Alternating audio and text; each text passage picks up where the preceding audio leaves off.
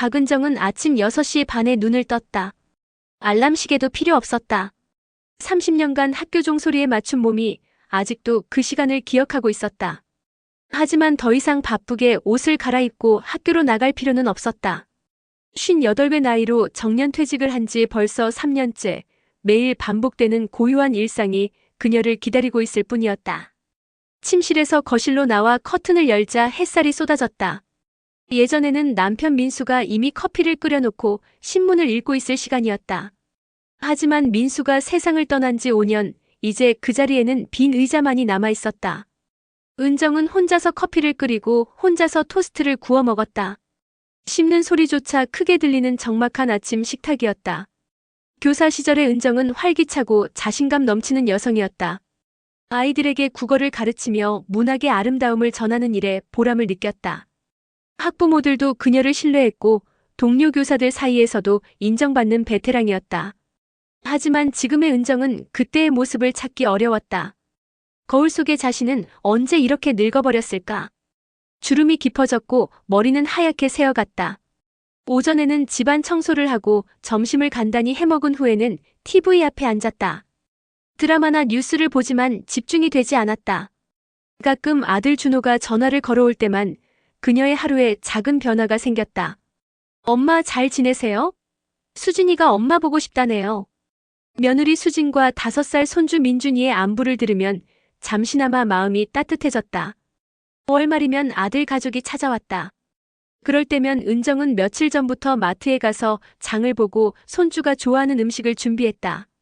민준이의 제잘거리는 소리가 집안을 가득 채우면 마치 예전으로 돌아간 것 같았다. 하지만 그들이 돌아가고 나면 더욱 큰 공허함이 밀려왔다. 친구들과의 모임도 점점 줄어들었다. 대부분 손주 돌봄에 바쁘거나 남편과의 여행을 떠나곤 했다. 은정만 혼자 남겨진 기분이었다. 가끔 스스로에게 물었다. 이게 내 인생의 마지막 모습일까? 앞으로 20년, 30년을 이렇게 살아야 하나? 하지만 마음 깊은 곳에서는 알고 있었다. 아직 늦지 않았다는 것을. 문제는 첫걸음을 내디딜 용기가 없다는 것이었다. 새로운 일을 시작하기에는 너무 늙었고 누군가와 새로운 관계를 만들기에는 너무 서툴렀다. 그렇게 은정의 일상은 고요함 속에서 천천히 흘러갔다. 어버이날이 다가오던 5월 어느 날 아들 준호가 예상치 못한 선물을 들고 찾아왔다. 봉투에서 꺼낸 건 순천 여행 패키지 티켓이었다. 엄마 요즘 집에만 계시니까 걱정이 돼서요. 바람도 쐬고 맛있는 것도 드시라고 준비했어요. 은정은 당황스러웠다. 혼자 여행을 떠난다는 건 상상해 본 적도 없었다. 민수와 함께 다닐 때도 여행을 자주 하는 편은 아니었는데 혼자서는 더욱 엄두가 나지 않았다. 준호야, 엄마가 혼자 어떻게 해? 아니에요, 저도 같이 갈 거예요. 수진이랑 민준이도 데리고 가족 여행으로요. 그 말에 은정의 마음이 조금 놓였다. 가족과 함께라면 충분히 즐거운 시간이 될 것 같았다. 며칠 동안 여행 준비를 하며 은정은 오랜만에 설렘을 느꼈다. 새 옷도 한 벌 사고 여행용 가방도 정리했다. 하지만 출발 하루 전 예상치 못한 일이 벌어졌다.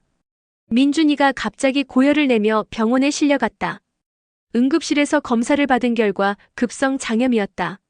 심각한 상태는 아니었지만 며칠간 입원 관찰이 필요했다. 엄마, 정말 죄송해요. 이런 일이 생길 줄 몰랐어요. 준호와 수지는 미안해하며 여행 취소를 제안했지만 은정은 망설였다.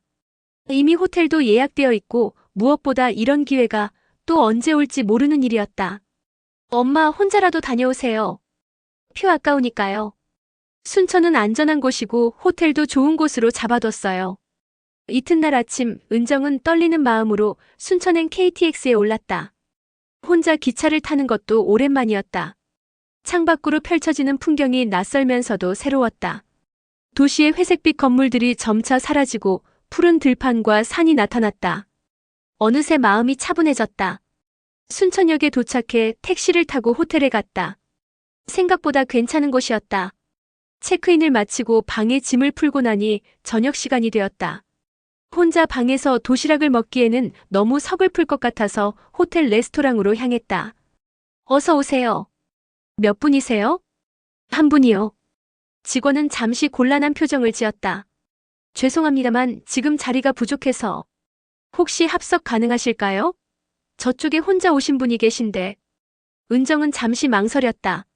낯선 사람과 함께 식사한다는 게 부담스러웠지만 그렇다고 방으로 돌아가기에는 배가 고팠다. 네, 괜찮습니다. 직원의 안내로 따라간 테이블에는 회색 머리를 단정히 빗어 넘긴 남자가 앉아 있었다. 나이는 자신과 비슷해 보였고 품이 있는 모습이었다. 그는 은정을 보자 정중하게 일어나 인사했다. 안녕하세요. 혼자 오셨군요. 저는 최성호라고 합니다. 그의 부드러운 미소에 은정의 긴장이 조금 풀렸다. 저는 박은정이에요. 두 사람은 어색한 침묵 속에서 식사를 시작했다. 어색한 첫 만남이었지만 성호의 따뜻한 배려 덕분에 저녁 식사는 생각보다 편안했다.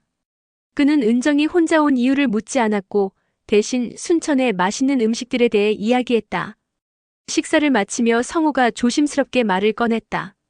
실례가 안 된다면 내일 아침에 순천만 구경 가실 생각 있으세요? 저도 혼자 온 터라.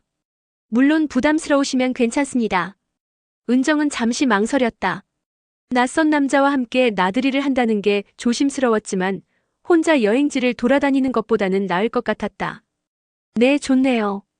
저도 어디서부터 봐야 할지 모르겠거든요. 다음 날 아침 호텔 로비에서 만난 성호는 말끔하게 차려입고 있었다. 은정도 어제 샀던 새 옷을 입고 나왔다. 오랜만에 누군가와 함께 나서는 외출이었다. 순천만으로 향하는 길에서 두 사람은 조금씩 서로의 이야기를 나누기 시작했다. 성호는 항공사에서 정비사로 일했다고 했다. 30년 넘게 비행기를 손보는 일을 했으니 은정과 비슷한 시기에 은퇴한 셈이었다. 저는 교사였어요. 국어를 가르쳤거든요. 아, 그러셨군요. 선생님이셨구나. 저희 아내도 교사였는데. 순간 성호의 표정이 어두워졌다. 은정도 마음이 무거워졌다. 혹시 자신처럼 홀로 된 사람일까? 순천만에 도착하자 탁 트인 갈대밭이 두 사람을 맞았다. 5월의 싱그러운 바람이 불어왔고 갈대는 파도처럼 일렁였다. 은정은 오랜만에 가슴이 뻥 뚫리는 기분이었다. 와, 정말 아름답네요. 그러게요. 사진으로만 봤는데 실제로 보니 더 멋져요. 두 사람은 나란히 목재 탐방로를 걸었다. 처음에는 조금 떨어져 걸었지만 점차 자연스럽게 나란히 걷게 되었다. 성호는 은정의 걸음에 맞춰 천천히 걸었고 중간중간 갈대에 대한 설명도 해주었다. 저기 보이는 게 S자 탐방로예요. 갈대밭 사이로 구불구불 이어져 있어서 더 운치가 있죠. 바닷바람이 불어와 은정의 머리칼이 흩날렸다. 손으로 정리하려는데 성호가 먼저 다가와 조심스럽게 머리카락을 정리해 주었다. 순간 얼굴이 확 달아올랐다. 마치 학창시절 첫사랑을 만났을 때처럼 심장이 두근거렸다. 죄송해요. 바람이 워낙 세서. 아, 아니에요. 감사합니다. 은정은 고개를 돌리며 붉어진 얼굴을 감췄다.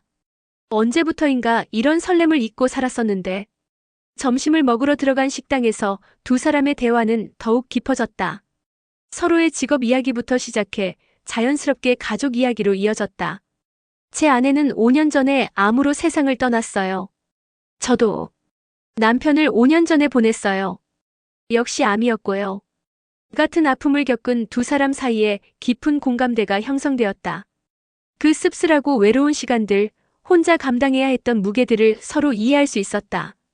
은정 씨, 오랜만에 이렇게 마음 편한 대화를 나누네요. 정말 고마워요. 성호의 진심 어린 말에 은정의 가슴이 따뜻해졌다. 이런 기분이 얼마나 오랜만인지 모르겠다는 생각이 들었다. 순천에서의 둘째 날도 꿈같이 흘러갔다. 성호와 함께 서남사를 둘러보고 나간읍성을 걸으며 옛 정취에 젖어들었다.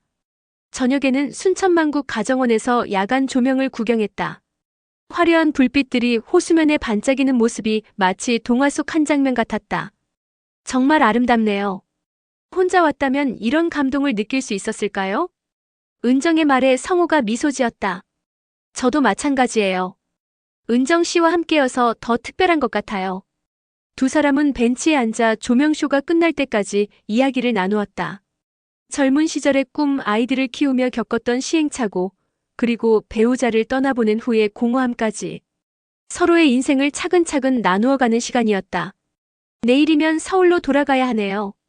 성호의 말에 은정의 마음이 아쉬워졌다. 이렇게 마음 편한 사람을 만난 게 언제였던가.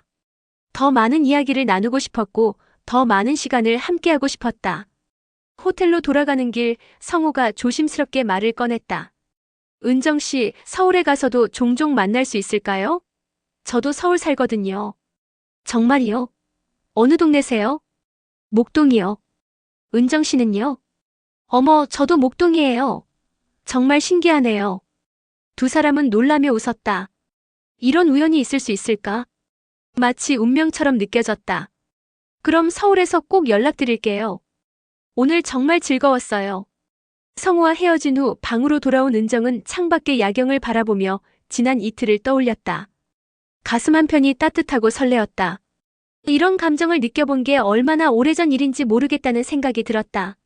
어쩌면 새로운 시작일 수도 있겠다는 희망이 싹 텄다. 그때 갑자기 핸드폰이 울렸다. 밤 10시가 넘은 시간, 누구의 전화일까 궁금해하며 받았는데 아들 준호의 떨리는 목소리였다. 엄마, 큰일 났어요. 왜? 무슨 일이야? 수진이가 응급실에 있어요. 갑자기 배를 아파하더니 맹장이 터졌대요. 지금 응급수술에 들어갔어요. 순간 머릿속이 하얘졌다. 며느리 수진이 응급수술이라니. 준호의 목소리도 울먹이고 있었다. 어떻게 된 거야? 수진이가 갑자기. 낮에는 괜찮았는데 저녁 먹고 나서 갑자기 아프다고 하더라고요. 처음엔 체한 줄 알았는데 점점 심해져서 119 불렀어요. 은정은 가만히 있을 수 없었다. 며느리도 며느리지만 혼자서 아이를 돌보며 병원을 지켜야 하는 아들이 걱정되었다. 엄마가 지금 갈게. 첫 차 타고 갈 테니까 너무 걱정하지 마. 죄송해요, 엄마. 여행 중인데. 무슨 소리야? 가족이 급한데 여행이 뭐가 중요해. 은정은 서둘러 짐을 쌌다. 성호와의 아름다운 시간들이 한순간에 뒤로 밀려났다. 지금은 오직 가족이 우선이었다. 새벽 첫 차를 타기 위해 떠나면서 은정은 성호의 방문 앞에서 잠시 망설였다. 그리고 호텔 편지지에 급히 메모를 적었다. 성호 씨, 급한 가족일이 생겨서 먼저 서울로 갑니다. 며느리가 응급수술을 받게 되었어요. 정말 즐거운 시간이었습니다. 서울에서 꼭 연락주세요. 기다리겠습니다. 마이너스 은정 드림. 메모를 방 문 밑으로 밀어넣고 은정은 서둘러 호텔을 떠났다. 하지만 그녀가 모르는 사실이 있었다.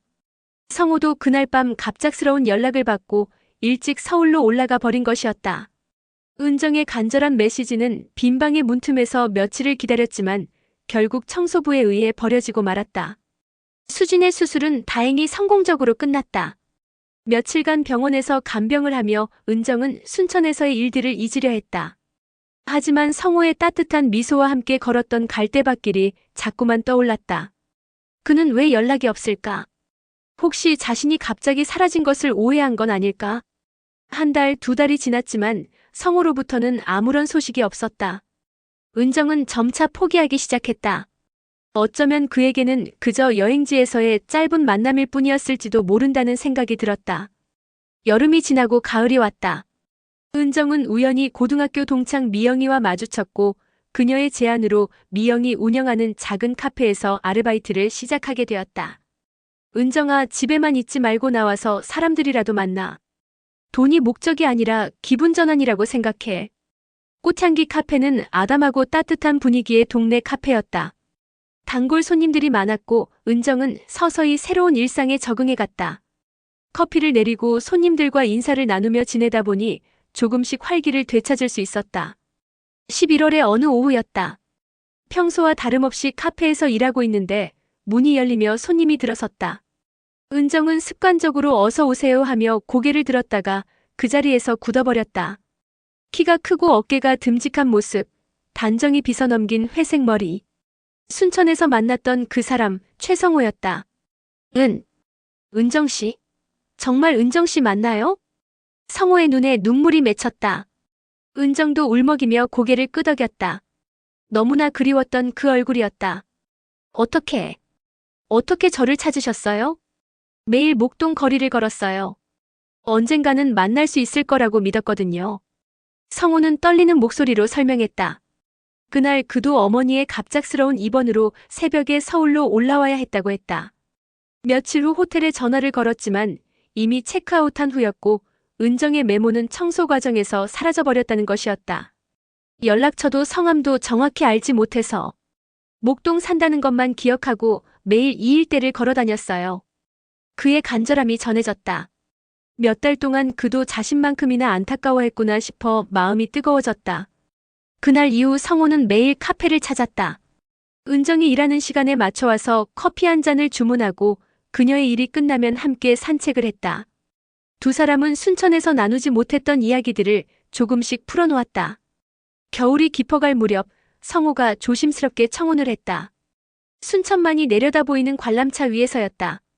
순천에서 처음 만났던 그 장소로 다시 여행을 간 것이었다. 은정 씨, 저와 함께 남은 인생을 살아주시겠어요? 떨리는 손으로 내민 반지가 석양빛에 반짝였다. 은정은 눈물이 핑 돌며 고개를 끄덕였다. 네, 성호 씨. 저도 그러고 싶어요. 58배 찾아온 두 번째 봄이었다. 서로의 상처를 어루만져주고 남은 시간을 함께 채워나갈 사람을 만난 것이다. 그이들의 사랑은 젊은 시절의 열정과는 다른 깊고 진실한 사랑이었다. 다음해 봄 두 사람은 가족들의 축복 속에서 소박하지만 따뜻한 결혼식을 올렸다. 늦게 찾아온 행복이었지만 그래서 더욱 소중하고 감사한 사랑이었다.